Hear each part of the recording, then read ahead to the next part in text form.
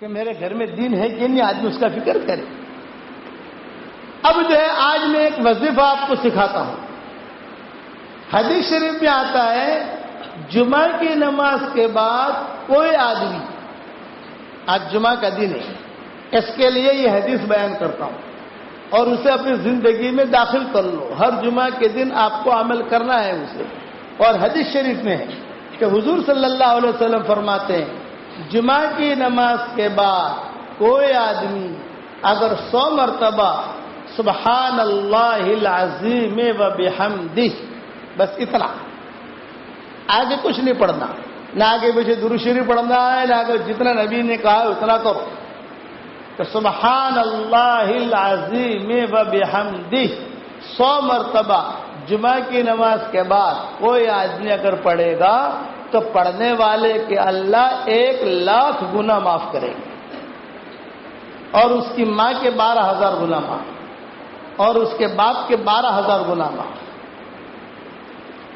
یہ حدیث شریف میں آتا ہے۔ جمعہ کی نماز کے بعد فوراً نہ پڑھ سکو، کوئی حرج کی بات نہیں، عصر تک پورا کر لو۔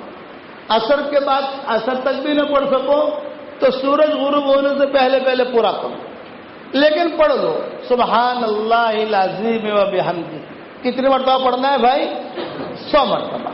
اچھا، ہماری خواتین چونکہ مسجدوں میں نہیں آتی، اس کے لیے میں ان کے لیے یہ کہتا ہوں کہ کوئی بات نہیں، آپ ظہر کی نماز کے بعد پڑھ لو۔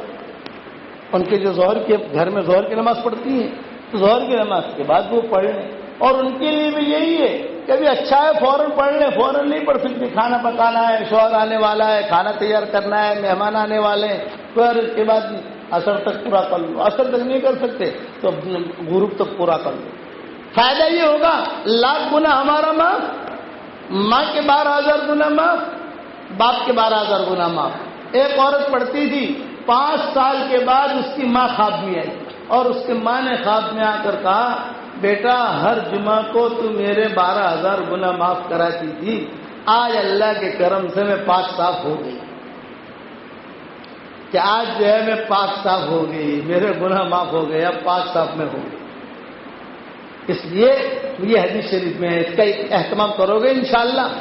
دوسری حدیث یہ ہے کہ جمعہ کی نماز کے بعد کوئی آدمی اگر 7 مرتبہ سورہ اخلاص پڑھ لے اور 7 مرتبہ سورہ فلق اور 7 مرتبہ سورہ ناس، 7 مرتبہ سورہ اخلاص، 7 مرتبہ سورہ فلق، 7 مرتبہ سورہ ناس، اس کی ترتیب بھی یہی ہے، مردوں اور عورتوں کے لیے۔ عورتیں گھر پہ پڑھ سکتی ہیں، مرد یہاں پڑھ سکتے ہیں، اور غروب تک پڑھ سکتے ہو، فوراً نہ پڑھ سکو تو عصر تک، غروب تک پورا کر دو۔ تو حضور صلی اللہ علیہ وسلم فرماتے ہیں اگلی جمعہ تک اللہ تعالیٰ ہر برائی سے اس کی حفاظت کرے گا، ایکسیڈنٹ سے حفاظت، بری بیماری سے حفاظت، برے حالات سے حفاظت، لڑائی سے حفاظت، دنگے سے حفاظت کرو گے انشاءاللہ۔ یہ نبوی نسخے ہیں، یہ کہ باپو کا تعویذ نہیں ہے، کہ باپو تعویذ دے گا نا تو یہ کہ باپو کا تعویذ نہیں ہے، یہ بڑے نبی کی بڑی باتیں ہیں۔ اب حوالے اس کے علماء جو ہیں یہ میری کتابوں میں دیکھ لیں، جو میں نے کتابیں لکھی ہیں، کہیں نہ کہیں آپ کو حوالہ مل جائے گا اس کا۔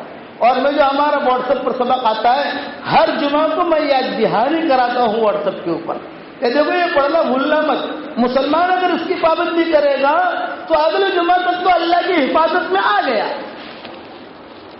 پھر جمعہ آیا پھر پڑھ لیا، اگلے جمعہ تک آ گیا۔ یعنی نبی کی باتوں پر ہم عمل کریں گے۔ اچھا یہ تو ہوا جمعہ کا حساب کتاب، لیکن ہر فرض نماز کے بعد اگر کوئی آدمی آیت الکرسی پڑھنے کا اہتمام کر لے، ہر فرض نماز کے بعد آیت الکرسی آدمی پڑھ لے، تو حضور صلی اللہ علیہ وسلم فرماتے ہیں دوسری نماز تک وہ اللہ کی حفاظت میں آ گیا۔ فجر بعد پڑھ لیا، ظہر تک اللہ کی حفاظت میں آ گیا، ظہر بعد پڑھ لی تو جو عصر تک اللہ کی حفاظت میں آ گیا۔ اب اگر 5 وقت میں یہ نمازیں پڑھی اور 5 وقت کی نماز کے بعد آیت الکرسی پڑھ لی، سیکھنے میں کتنی دیر لگتی ہے؟ 2 بڑے بڑے فائدے ہیں۔ یہ جو پالن پور کی ہماری اسٹیشن والی مسجد ہے نا، میں چھوٹا سا تھا تو ہمارے والد صاحب رحمۃ اللہ علیہ نے بچپن میں ہمیں بتایا تھا بیٹا ہر فرض نماز کے بعد آیت الکرسی پڑھ لیا کرو. 2 بڑے بڑے فائدے ہوں گے. ایک فائدہ یہ ہوگا کہ 24 گھنٹے ہم اللہ کی حفاظت میں رہیں گے. ایک بات. دوسرا فائدہ یہ ہوگا کہ مرتے ہی سیدھا جنت. حدیث شریف میں آتا ہے کہ ہر فرض نماز کے بعد آیت الکرسی اگر کوئی پڑھ لے تو جنت کے درمیان اور اس آدمی کے درمیان خالی موت حائل ہے. مرا سیدھا جنت. کتنی بڑی فضیلت ہے. تو یہ چیزیں سیکھنے جیسی. ادھر ادھر کی چیزیں فیس بک سیکھو اور سارا یہ دھمال سیکھو. یہ چیزیں سیکھو نا جو قرآن حدیث کی ہے. پڑھو گے انشاءاللہ بھائی. اس کا اہتمام کرو. ہر فرض نماز کے بعد آیت الکرسی پڑھنے کا اہتمام کرو اور یقین کے ساتھ میں نے آیت الکرسی پڑھ لی, اللہ کی حفاظت میں آ گیا. فجر کی نماز پڑھ لی, من صلی الصبح فهو فی ذمۃ اللہ. فجر کی نماز پڑھ لی تو وہ اللہ کی حفاظت میں آ گیا. اللہ کہتے ہیں کہ اس نے نماز پڑھ لی فجر کی, یہ میری حفاظت میں آ گیا. اور اللہ کی حفاظت میں جو آ جاتا ہے تو اللہ تعالیٰ اس کی پوری حفاظت کرتا ہے. اور گھر سے نکلو, جب بھی گھر سے نکلو ایک دعا کر کے نکلو, اے اللہ میرے بیوی بچے تیری حفاظت میں. بس.